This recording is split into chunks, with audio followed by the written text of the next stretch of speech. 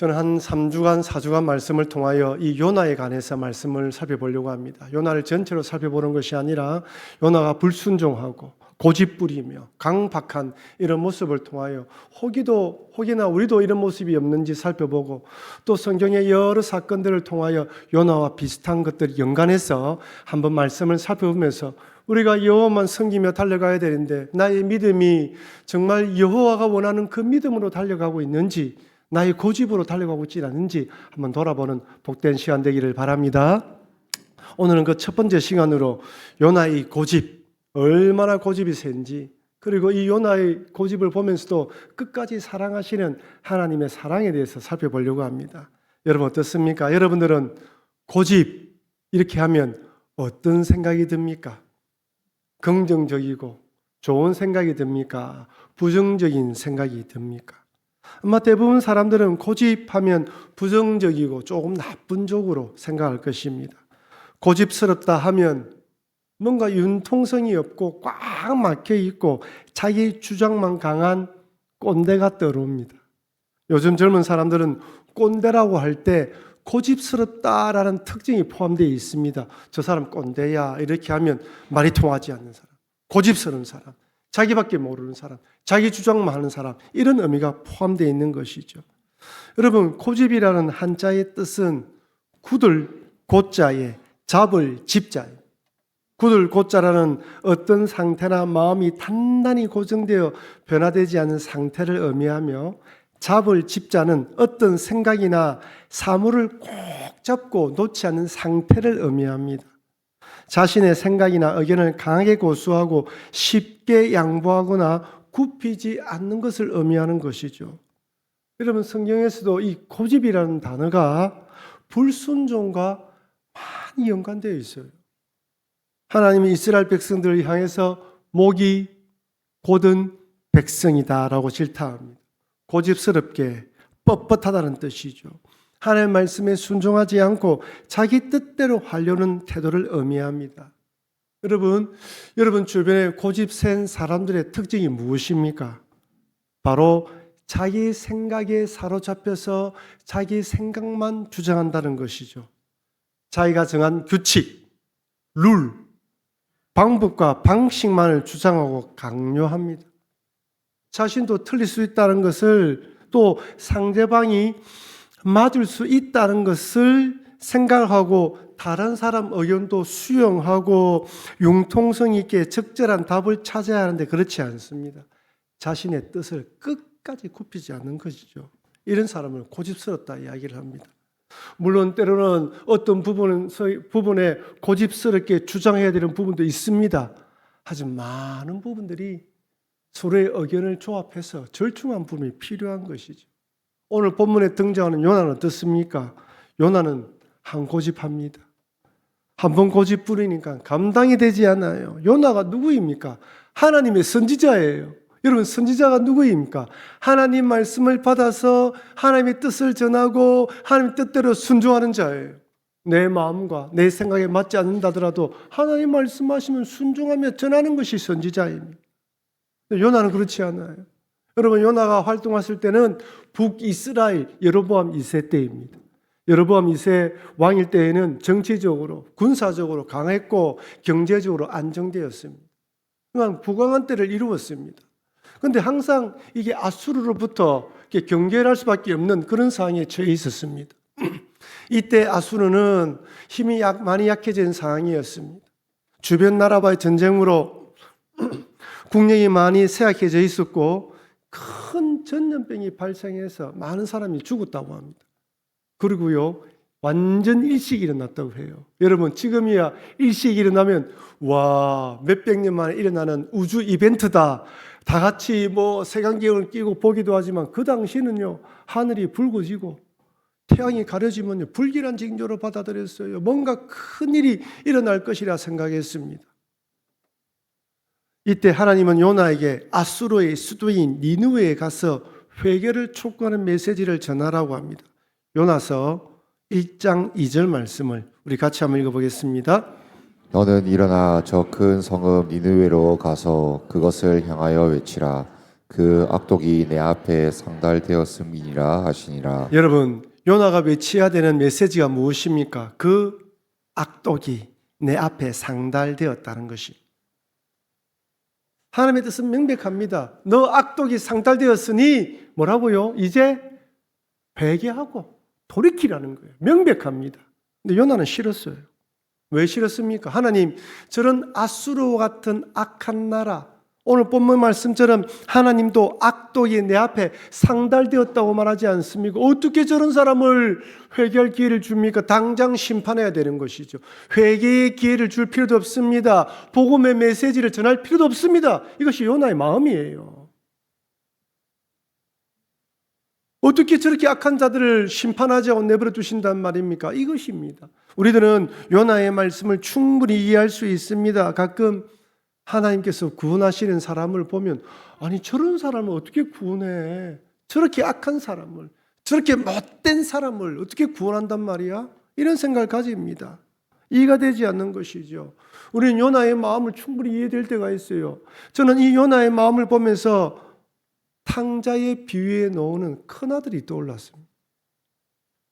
동생이 아버지의 유산을 미리 물려받아서 먼 나라로 갔습니다. 허랑방탕하게 소비하고 거짓 몰고로 돌아왔단 말이에요. 아버지는 살아 돌아온 탕자 아들을 위해서 잔치를 베풀었는데 때마침 일을 마치고 돌아왔던 아들이 집에서 떨리는 풍악 소리를 들었습니다. 그리고 물어요. 당신의 동생이 돌아와서 아버지가 잔치를 베푼다. 이러자 이 아들이 어떤 반응을 보입니까? 이렇게 반응을 보입니다. 누가복음 15장 28절 29절 같이 읽겠습니다. 그가 노하여 들어가고자 하지 아니하거늘 아버지가 나와서 권한대 아버지께 대답하여 이르되 내가 여러 해 아버지를 섬겨 명을 어김이 없거늘 내게는 염소 새끼라도 주어 나와 내 벗으로 즐기게 하신 일이 없더니. 여러분, 이 누가복음에 이 탕자의 큰아들의 이 말이 한편 틀린 말이 아니에요. 아버지, 저런 불효자, 저런 페류나 같은 아들을 받아주십니까? 혼쭐을 내야죠. 쫓아내야 됩니다. 본때를 보여줘야지요. 여러분, 이때는 사랑이 아니라 공의와 정의를 행해야 한다고 아들은 믿고 있습니다. 틀린 말이 아니에요. 이런 악당이라면요, 이런 악한 아들이라면 본때를 보여줘야 됩니다. 또 생각해 봅니다. 나는 내가 가만히 생각해 보니까 아버지의 명을 어긴 적이 없어요. 이런 나를 위해서 아버지가 잔치를 베풀어 본 적이 없습니다. 나같이 선한 사람, 나같이 좋은 아들이라면 나를 위해 잔치를 베풀어야지. 아버지 어떻게 저런 아들을 위해서 재산을 소비합니까? 여러분, 큰아들이 이해가 되지요. 한편 이해가 됩니다. 요나의 마음이 이해돼요. 저런 악한 자들을 어떻게 구원합니까? 이해가 됩니다. 이것은 불공평하며 정의롭지 못한 일로 생각합니다. 정의와 공의의 잣대로 되면 틀린 말이 아닙니다. 근데 여러분, 왜 아버지는 돌아온 탕자를 환영해 주었던 것일까요? 비록 폐륜하고 불효자이지만 내 자식이기 때문입니다. 아버지는 공의와 정의보다 사랑이 먼저라는 걸 보여주는 거예요. 하나님은 우리 인간에 대해서 공의와 정의를 잣대를 먼저 떼었다면 여러분, 이 자리에 예배 드릴 수 있는 사람 누가 있습니까? 아무도 없어요. 이 자리에 예배 드리는 사람은 아무도 없어요. 하나님은 우리에게 사랑을 베풀어 주셨습니다. 하나님은 이 누가복음의 이 아버지를 통하여 비록 노숙자처럼 거짓 몰골로 완전히 망해서 돌아왔지만 살아온 것에 감사합니다. 탕진한 재산보다 아들이 살아 돌아온 것에 감사했던 것이죠. 이처럼 하나님은 아무리 악한 자라도 돌아오길 원하십니다. 이것이 바로 우리에 대한 하나님의 사랑입니다. 여러분, 죄를 지은 인생에 대한 하나님의 본심은 심판이 아니라 십자가 사랑입니다. 하나님은 하나님께 창조하신 세상을 사랑하시고 하나님의 형상과 모양으로 창조된 인간들을 지극히 사랑하십니다. 비록 죄를 지어서 실라곤 했음에도 이런 인간들에 대한 하나님의 사랑에는 변함이 없습니다. 편견도 없습니다. 우리 인간들끼리 너는 감옥에 수감되어 있는 큰 죄인, 나는 그렇지 않아.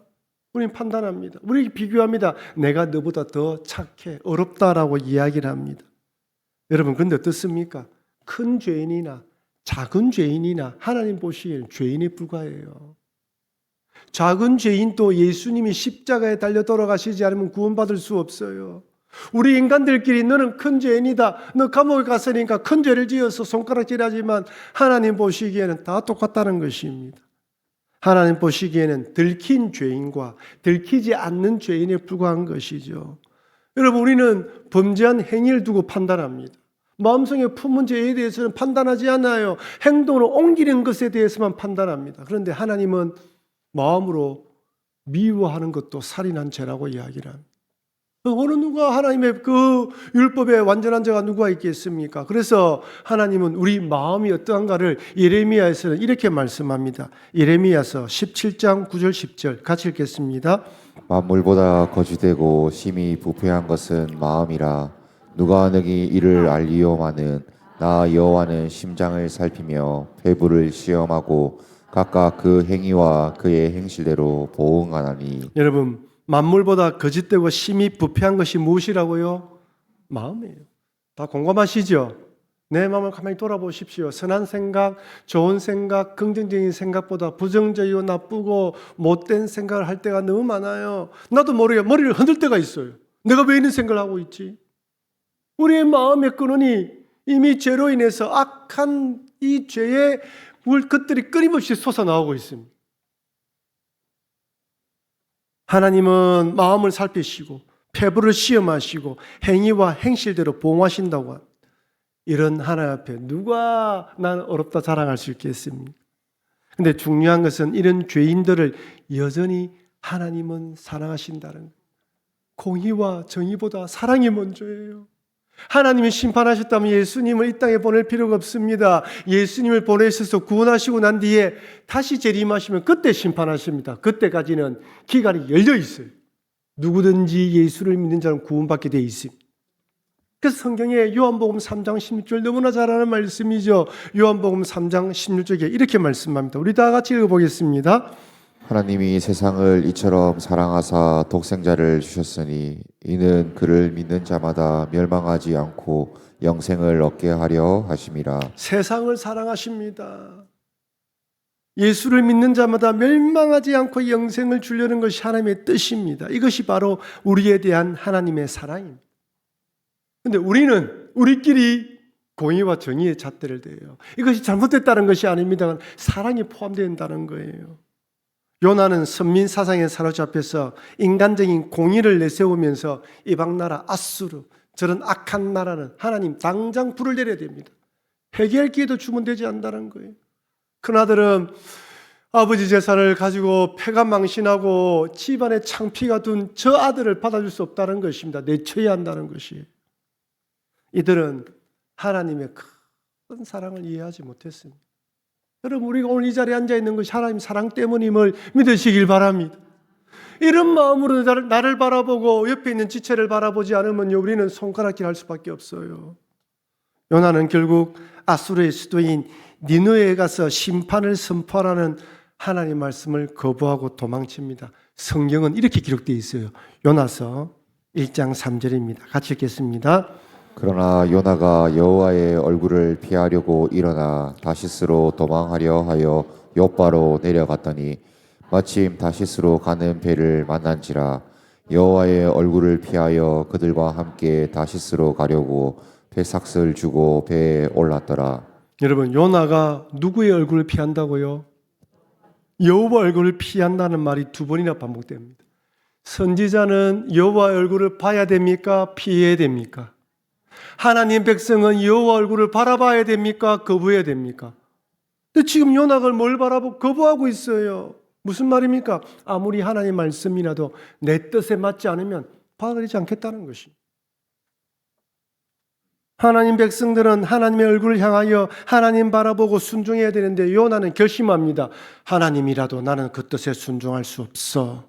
어떻게 감히 저런 악한 사람을 용서해 주란 말이야. 나는 절대로 그렇게 할 수 없어. 하나님이라도 자신의 뜻을 꺾을 여지가 없습니다. 완전 고집불통입니다. 네, 여러분, 이런 요나의 모습이 누구의 모습이에요? 우리의 모습이에요. 저의 모습입니다. 내 생각과 맞지 않으면 아무리 하나님의 뜻이라도 순종하지 않아요. 하나님의 얼굴을 피해서 도망칩니다. 성경을 읽더라도 하나님이 내게 주시는 말씀인데 듣기 싫고 읽기 싫으면 스킵합니다. 넘겨버려요. 건너뛰게 합니다. 설교 시간에도 내게 맞는 말씀이 들으면 아멘 하지만 십자가의 길 같은 순종의 길을 선포하면 아멘이라 하지 않습니다. 이것은 내가 아니라 내 옆에 있는 사람이 들으란 이야기야.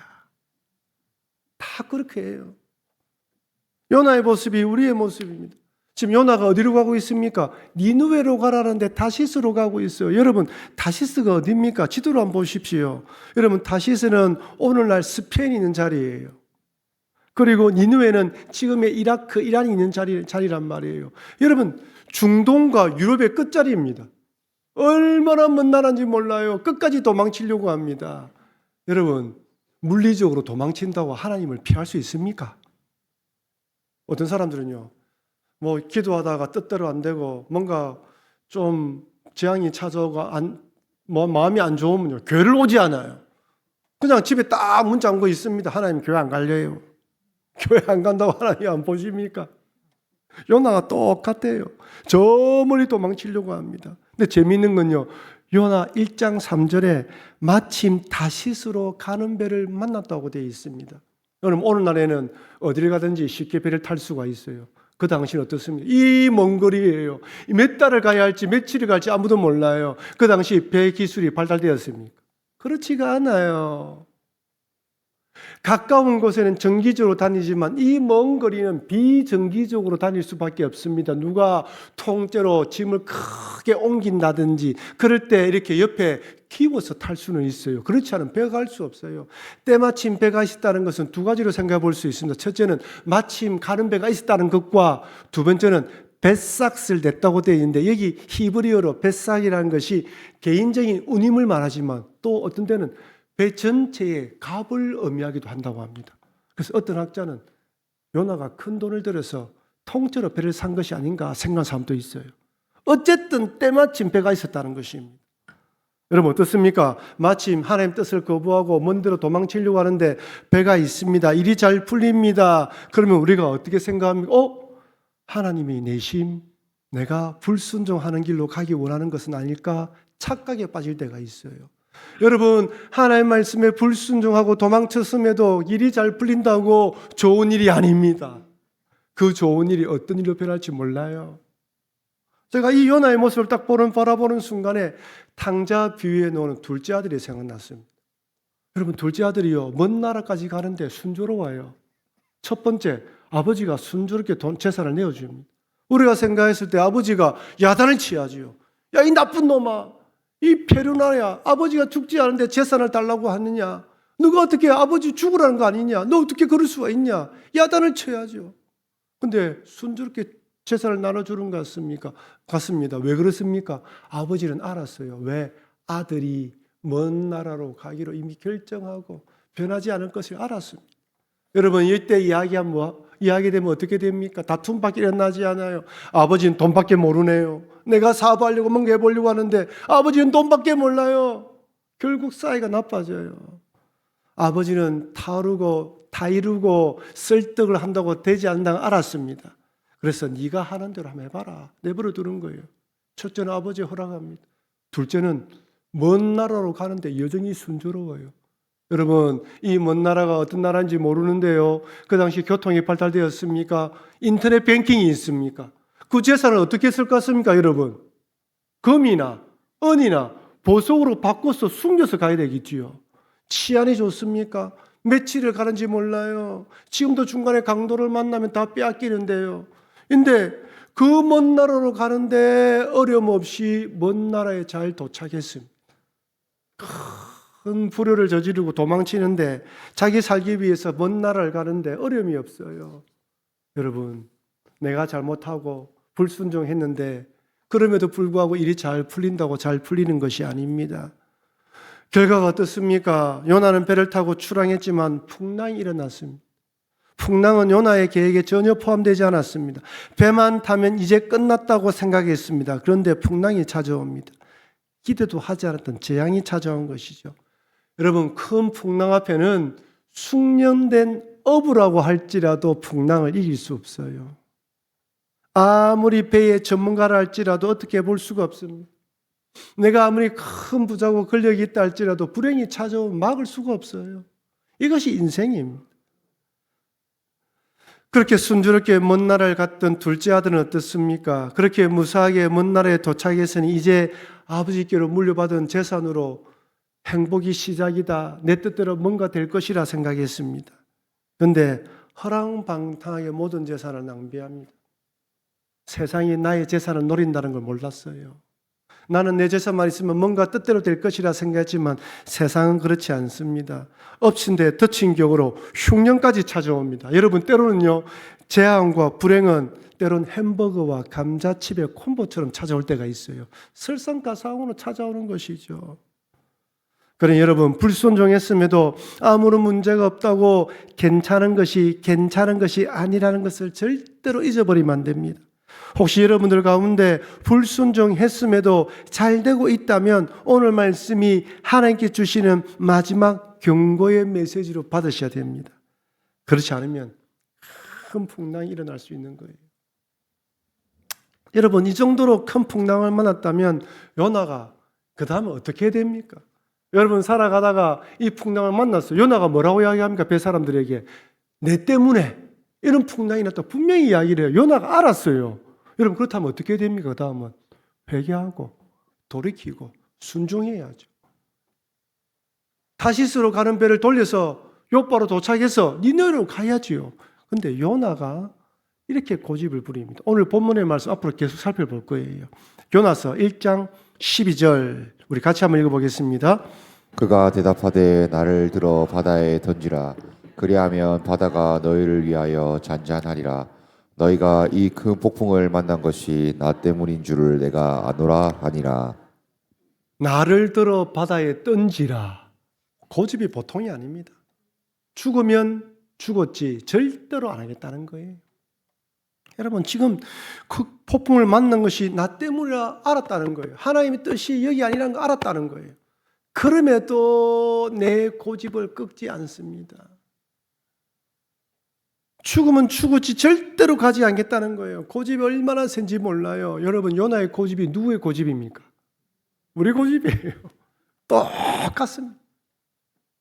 쉽게 꺾이잖아요. 여러분, 우리 고집요 절대로 잘 꺾지 않아요. 꺾이지 않습니다. 고래 심줄보다 더 질깁니다. 말씀 듣고 은혜 받아도요 눈물 한 방울 쫙 흘릴 뿐이지요. 얼마나 우리가 안에 고집 부리며 강팍한지 몰라요. 하나님께서 막으셨으면 순종해야 되는데 꺾지 않습니다. 근데 여기서 질문이 들어갑니다. 그렇다면 하나님 입장에서는 어떻게 해야 될까요? 이렇게 고집을 부린다면 어떻게 하면 좋을까요? 제가 하나님이라면 요나 버리고 다른 선지자를 부를 것 같아요. 얼마나 주의 종들이 많습니까? 근데 하나님이 요나를 끝까지 추격하십니다. 요나가 물속에 빠지니까 이번에 물고기를 예비합니다. 요나서 1장 17절 말씀 같이 읽겠습니다. 여호와께서 이미 큰 물고기를 예비하사 요나를 삼키게 하셨으므로 요나가 밤낮 3일을 물고기 뱃속에 있느니라. 처음에는 요나의 인생을 흔들었습니다. 흔들고 흔들어서 모든 것들이 위험하게 만들었어요. 그래도 말을 듣지 않으니까 어디 물고기 뱃속에 딱 갇힙니다. 내가 아무것도 할 수 없는 상황, 어느 것도 할 수 없는 상황, 그 암흑과 칙칙한 어두움, 물고기 썩는 냄새 가득한 곳, 절망의 장소, 죽음의 장소가 가둡니다. 왜? 그렇게 하지 않으면 고집을 꺾지 않으니까요. 여러분, 하나님은 여러분들이 고집을 꺾지 않으면요, 하나님께서 고집을 꺾지 않은 것이 아닙니다. 여러분의 고집을 꺾기 위해서 사랑으로 추격해 오십니다. 끝까지 추격해 오셔서 여러분의 고집을 꺾어서 하나님의 뜻에 따라오도록 만드시는 분이에요. 여러분, 하나님께서 고집을 꺾으시고 그래 졌다 이러면 우리는 끝나는 것입니다. 하나님은 끝까지 우리를 쫓아오시는 거예요. 요나가 아무리 고집이 세도 하나님의 뜻을 꺾을 수 없습니다. 요나에 대한 하나님의 고집은 곧 우리를 향한 하나님의 사랑입니다. 우리는 요나처럼 늘 내 생각과 주장에 사로잡혀서 불순종하며 고집을 부르지만 이런 우리를 하나님은 인내하십니다. 그리고 결국 하나님의 하나님의 사랑이 우리의 고집을 꺾습니다. 그 어떤 것도 우리에 대한 하나님의 사랑을 끊을 수 없습니다. 저는 이 본문을 읽으면서 요나가 좀 더 빨리 회개하지 굳이 물고기 뱃속까지 들어가야 되나? 여러분, 물고기 뱃속에서 회개하지 않았다면 하나님 어떻게 하실까요? 또 다른 방법을 만들어 놓았을 것입니다. 요나가 깨달았습니다. 아, 하나님 뜻을 꺾을 수 없구나. 내가 고집을 부렸구나. 하나님의 뜻에 따르는 것이 복이구나 깨닫게 됩니다. 근데 요나서를 계속 읽어보면요, 요나가 즐거이 기쁜 마음으로 니느웨를 가지 않아요. 입이 툭 튀어나와서 마지못해 가고 있습니다. 그래도 순종은 순종입니다. 먼 나라에 패가 망신한 둘째 아들 한번 보십시오. 흉년 가운데 먹고 살기 위해서 돼지치기를 합니다. 유대인들은 돼지고기를 쳐다보지도 않잖아요. 돼지치기를 한다는 것은 모든 걸 내려놨다는 것입니다. 먹고 살기 위해서 마지막까지 걸어갔다는 거예요. 그 상황 가운데 있었다는 것입니다. 인생 마지막 망한 인생, 밑바닥 인생이 된 것이죠. 여러분, 보통 사람들은 이런 절박한 상황에 몰리게 되면 극단적인 선택을 합니다. 혹이 여러분 살아가다가 이런 상황에 몰린다 하더라도 절대로 극단적인 선택을 하면 안 됩니다. 둘째 아들처럼 이렇게 생각을 해야 됩니다. 누가복음 15장 17절 19절 같이 읽겠습니다. 이에 스스로 돌이켜 이르되 내 아버지에게는 양식이 풍성한 품꾼이 얼마나 많은가. 나는 여기서 주려 죽는구나. 내가 일어나 아버지께 가서 이르기를 아버지, 내가 하늘과 아버지께 죄를 지었사오니 지금부터는 아버지의 아들이라 일컬음을 감당하지 못하겠나이다. 나를 품꾼의 하나로 보소서 하리라 하고. 할렐루야, 아멘입니다. 이 탕자가 다 읽고 난 뒤에 아이고 내 죽어버려야지 이게 아니라 아버지의 집을 생각하며 돌아올 것을 기약합니다. 그 아버지의 좋았던 추억을 떠올리며 다 내려놓고 돌아가려고 합니다. 여러분, 하나님께서 우리 인생을 흔드는 이유는 우리가 망하여 스스로 자멸하도록 하기 위함이 아니라 돌아오도록 하기 위함을 믿으시길 바랍니다. 요나의 이 탕자 아들의 이 둘째 아들이 결국 아버지께 돌아오는 거예요. 얼마나 잘한 일입니까? 돌아오기만 하면 새로운 시작이 되는 것입니다. 요나가 하나님 뜻에 순종하기로 하면 새로운 역사가 진행되는 거예요.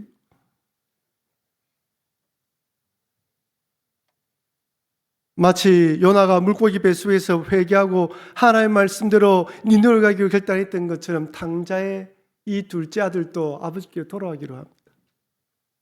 여러분, 하나님께서는 이 요나를 통하여 결국에는 하나님의 뜻이 이루어지는 것을 우리에게 보여주십니다. 사랑하는 성도 여러분, 요나는 니느웨를 가서 심판의 말씀을 전하라는 하나님의 명령을 거부하고 도망칩니다. 어떻게 저렇게 악독한 사람들을 구원할 수 있단 말인가? 당장 심판받아야 되지. 이런 요나는 돌아온 탕자 동생을 받아주지 않은 큰아들의 모습입니다. 그리고 내 뜻대로 내 생각대로 살아가는 우리 자신의 모습이기도 합니다. 그런데 하나님은 이런 요나를 고집스럽게 추격하십니다. 큰 풍랑을 보내시고 요나의 길을 막으시고 물고기 뱃속에서 요나가 해이하게 만드십니다. 하나님의 사랑이 불순종하는 우리의 고집을 끊고 이긴다는 걸 잊지 마시고 고집대로 사는 인생이 아니라 하나님의 뜻에 순종하시기를 바랍니다. 아무로 또한 하나님 뜻을 거역했음에도 불구하고 일이 술술 잘 풀린다고 복된 일이 아니라 어떤 일이 날지 모른다. 그런 걸 잊지 마시고 오히려 그때 민감하게 반응하셔서 돌이키고 회개하셔서 하나님의 말씀에 따라 순종하며 살아가시는 여러분과 제가 되기 주의 이름으로 축원합니다.